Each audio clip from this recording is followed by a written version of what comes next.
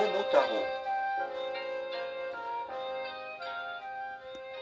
Il était une fois un vieux bûcheron et sa femme qui vivaient dans un petit village au pied d'une montagne. Le vieil homme allait tous les jours ramasser du bois et la vieille femme allait faire la lessive à la rivière. Un jour, alors que la femme était à sa besogne habituelle, que vit-elle?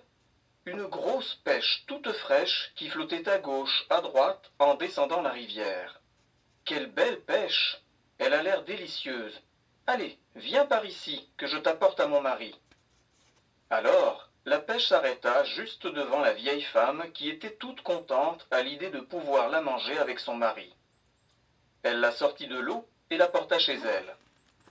À la tombée de la nuit, le vieil homme rentra bien fatigué avec son fagot sur le dos. Lorsque sa femme lui montra la pêche, il fit des yeux ronds et dit « Comme elle est grosse!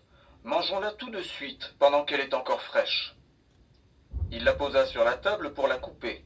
Mais juste avant qu'il ne commençât, la pêche se fendit en deux. Et, oh surprise, ils virent un beau bébé qui se trouvait à l'intérieur de la pêche. « Ouin !» cria le bébé. Ils furent tous les deux surpris, mais ravis aussi.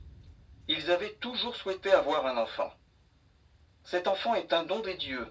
Nous devons prendre bien soin de lui. Comment va-t-on l'appeler? Puisqu'il est né d'une pêche, appelons-le Momotaro, enfant de pêche. Le couple aimait tendrement Momotaro. Il l'éleva avec beaucoup d'affection et de soin. Momotaro n'était pas un enfant comme les autres. Plus il mangeait, plus il grandissait. Il grandit si vite qu'au bout de quelque temps, il devint un beau jeune homme doté d'une force prodigieuse. Il était le plus fort de tout le pays, mais aussi le plus gentil. Le seigneur qui régnait sur le pays avait entendu parler de Momotaro. Un jour, il l'appela à son château et lui demanda d'aller partir combattre les méchants ogres qui pillaient le pays. Le gentil et courageux Momotaro accepta de bon cœur sans hésiter un instant. Rentré à la maison, Momotaro salua ses parents et leur dit « Permettez-moi de partir quelque temps. »« Partir pour où, mon cher enfant ?»« À Onigashima, l'île des ogres, pour combattre et punir les méchants ogres et mettre fin à leur pillage. » Ses vieux parents étaient inquiets, mais ils ne purent le faire revenir sur sa décision. Alors son père lui donna un grand sabre et une armure. Sa mère lui fit des kibidango, des gâteaux de millet, tellement bons qu'il suffit d'en manger un pour sentir sa force revenir. Momotaro se vêtit de l'armure et prit son sabre.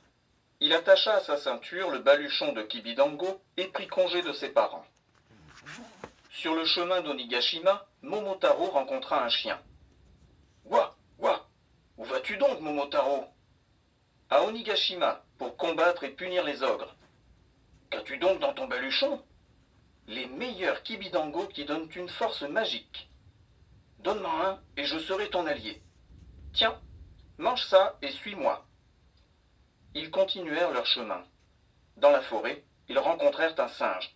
« Où vas-tu donc, Momotaro ?»« À Onigashima, pour combattre et punir les ogres. »« Qu'as-tu dans ton baluchon ?»« Les meilleurs kibidango qui donnent une force magique. »« Donne-moi un et je serai ton allié. »« Tiens, mange ça et suis-moi. » Tous les trois traversèrent un vaste champ quand un faisan qui les survolait descendit vers eux.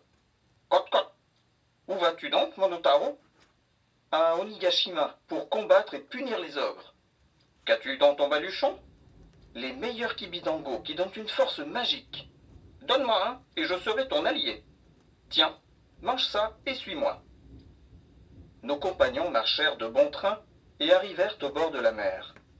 Le chien trouva vite un grand bateau. « Embarquons-nous et cap sur Onigashima » ordonna Momotaro.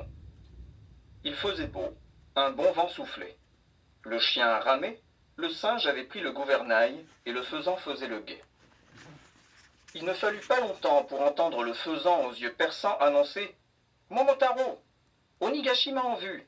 Je vois le château fort tout noir des ogres juste dans notre direction. »« Très bien, on continue dans cette direction, » ordonna Momotaro à ses compagnons.